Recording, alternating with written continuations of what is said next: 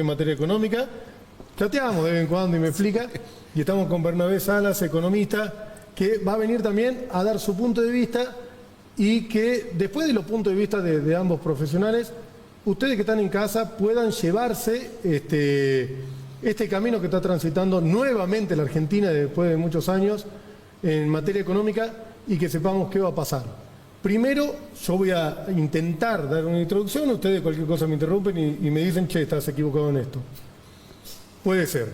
La Argentina solicitó, hablando mal y pronto, un préstamo al Fondo Monetario Internacional para pagar una deuda que tenía y que se vencía, por lo que no es que saneamos la deuda, sino que la pateamos para adelante. ¿Más o menos? Hay que ver los términos finales del acuerdo. Bien. Perdón, tomo la primera palabra. Por favor, un placer. Porque todavía no se sabe a ciencia cierta si el Fondo Monetario va a realizar como una postergación de los pagos, además de estos 20.000 millones nuevos que está por prestar la Argentina, o de estos 20.000 millones, los vencimientos entre 2025 y 2028 permanecen. Bien. Es sustancialmente distinto porque te reduce mucho el margen de maniobra. Los vencimientos entre 2025 y 2028 son 14.000 millones de dólares aproximadamente. En ese caso te quedarían solo 6.000 de margen de maniobra neto para financiar el Banco Central, etcétera, como deuda nueva. Bien. En el caso que sean 20.000 nuevos y posterguen estos pagos, algo que el Fondo Monetario no suele hacer, creo que no lo hizo nunca. Bien. No estoy tan fresco con el dato, pero creo que no lo hizo nunca. Si se postergan los pagos, tenés 20.000 millones para aumentar el patrimonio del Banco Central. Son términos, es letra chica, pero es sustancialmente distinto. ¿En qué te sirve aumentar el patrimonio del Banco Central? En primer lugar, esto iría directamente a estoquear de reservas del Banco Central. Esta salida del cepo cambiario, volver a la libertad o a la flotación sucia esta que anunciaron, se necesitan muchos dólares porque hay muchos dividendos contenidos en Argentina. Bien. Para empezar, siempre puede haber cierta especulación y mucha gente querer sacar sus dólares de repente, algo que no es la principal preocupación en este contexto, sino que hay muchas empresas que hace muchos años no pueden remitir sus dividendos en dólares a su casa matriz en otros países o sacarlos del país por lo que fuere, porque es su dinero y tienen derecho. Entonces, en ese caso habría mucha demanda de dólares para sacarlo del circuito y remitirlos a otro país. Por ejemplo, en ese caso necesitas muchos dólares para sostener esto. Para respaldar el dinero que yo quiero sacar del país porque lo tengo dentro del banco. Exactamente, eso en caso de personas físicas. En caso de personas humanas como nosotros, ahorristas, quieren tener sus dólares, tienen total derecho de hacerlo, también necesitan un respaldo. Claro. Mario. Bueno, yo tengo una mirada distinta de los documentos que pude leer del fondo. Con todo respeto a Bernardo, pero creo que el fondo... Bernabé, perdón. No, perdón. Bernabé. El fondo nos otorga 20.000 millones de dólares. Sí. Y todos sabemos, tanto los que entienden como los que no entendemos a fondo de esta mecánica de la asistencia del Fondo Monetario Internacional, que ir al fondo es cuando un plan económico de un país fracasa. ¿Por qué? Porque está definido el fondo como el prestamista de última instancia. Uno se mueve con los fondos, con los lugares que hay capitales en el mundo que circulan. Llega un momento que toda esa rueda financiera para mantener un programa económico fracasa y se acude al fondo de una manera, me parece que más que preocupante por parte del gobierno. ¿Por qué?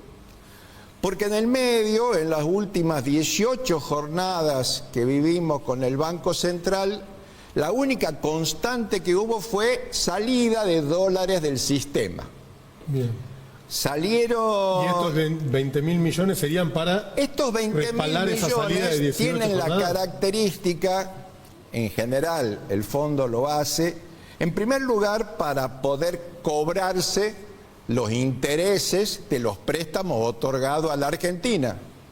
Pero en esta oportunidad el fondo juega de otra manera, y en eso yo comparto con la reflexión de Bernabé. Así es. Exactamente. Que el fondo se juega de una manera distinta a lo tradicional. ¿Por qué? Porque es la primera vez que dentro de un préstamo de 20.000 millones de dólares, casi 14.000 millones van a tener libre disponibilidad por parte del gobierno del presidente Milei y el ministro Caputo. Pero a ver, ¿qué significa libre disponibilidad?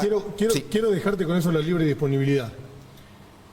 Yo quiero ir a la lógica, que lógicamente en estos casos no hay que tratarlo de una manera lógica, sino de una manera técnica, y después hay otros bretes que exceden de nosotros. Yo debo 20 pesos y le digo a mi acreedor, préstame 20 más para pagarte. Directamente, en ese caso, ¿por qué me daría el dinero nuevamente? Bueno, la respuesta... te lo estiro en vez de devolvérmelo el mes que viene, me lo va a devolver en agosto. Franco. Pero si vos me das el dinero, tranquilamente puedo no pagarte y ya te voy a deber 40.000. Perdón. Sí, por permiso. favor. Para cuidar la forma. Una generación que hay que saber respetar. El negocio del fondo no es que vos le pagues. Claro. El negocio del fondo es que vos le pagues los intereses. Claro. ¿Por qué? Porque además de pagarle los intereses, el fondo no tan solo te presta plata, sino que te pone condiciones para que ese país funcione de una manera determinada. Por ejemplo, la condición era esto del dólar. El dólar, la devaluación, ahora le llaman, no devaluación, sino que le llaman deslizar. Viste que en este país es maravilloso. Cuando íbamos a entrar en el default, hubo un ministro que le llamó reperfilar. Sí. Ahora, en lugar de devaluar, le llamamos deslizar. Es como que entra una mano, se desliza, claro, y te lleva los dólares. Bueno, ahora el fondo nos permite hacer un deslizamiento por parte de la moneda y lleva a que hoy concretamente, terminó en 1.230 para un dólar que va a moverse, vos decías en la editorial, entre bandas. Va a haber una banda de 1.000, una banda de 1.400. Lo que se generó hoy, en el día de hoy, es que hubo una devaluación del 12,7%. En el día de hoy. En el día de hoy, que es donde el mercado, entre comillas, porque el mercado no es tan grande para que mueva semejante volumen, haya un corrimiento del precio del dólar de 1.099 a 1.250, 1.230. Ese corrimiento de 12,7 es parte de lo que el fondo le venía planteando en la negociación a Dante Caputo, a Toto Dante Caputo, a Luis Caputo, que tenía que devaluar, cosa que el gobierno resistió en esa idea. Hoy cuando vos decís el dólar termina en 1.230. 1.230 según el Banco Nacional. ¿Hoy no hay más dólar blue? Hoy, lunes 14 creo que es hoy, ¿no hay más dólar blue? Hay, pero existe. Pero hoy, a ver... ¿Qué es el dólar? Yo para que lo tengamos... Hay una página web que te dice, dólar en la Argentina, en Tucumán, tal precio. Santi, disculpe, Santi, ¿qué dice el precio del dólar de la página que solemos verla comúnmente?